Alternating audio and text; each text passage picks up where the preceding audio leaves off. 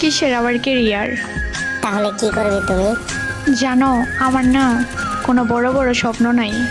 তাহলে কি স্বপ্ন আছে? ছোট একটা সংসার। আমাদের সংসার? হুম, সাধারণ একটা। কেমন সেই সংসার? সকালে ঘুম থেকে উঠে তুমি মাঠে যাবে, আর তুমি?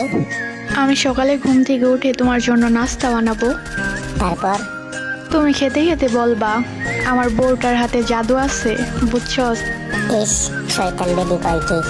আর দুপুর হলে আমি খাবার নিয়ে মাঠে আসবো। এত রোদের মধ্যে আসবে?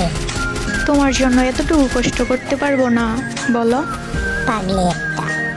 দূর থেকে তুমি আমাকে দেখে হাসবে, আর তুমি একটু একটু লজ্জা পাবে। তারপর দুইজনে একসাথে বসে খাবো।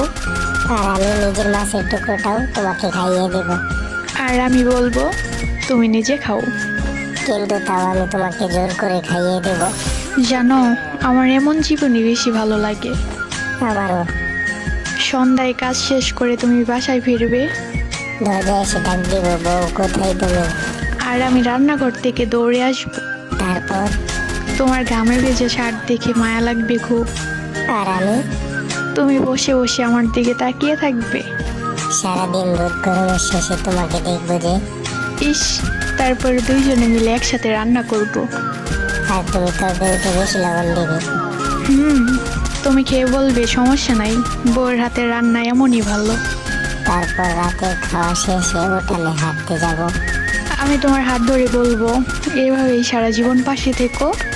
আর আমি বলবো তুমি পাশে থাকলে এই গরিব জীবনটাও রাজত্ব লাগে। জান, এত বড় লোক হওয়ার দরকার নাই, সুখ দুঃখ মিলিয়ে দুমুঠো ভাত খেয়ে জীবন চললেই, আর কিছু চাই না। তুমি থাকলে আমার জীবন সুন্দর গো। তাই নাকি গো?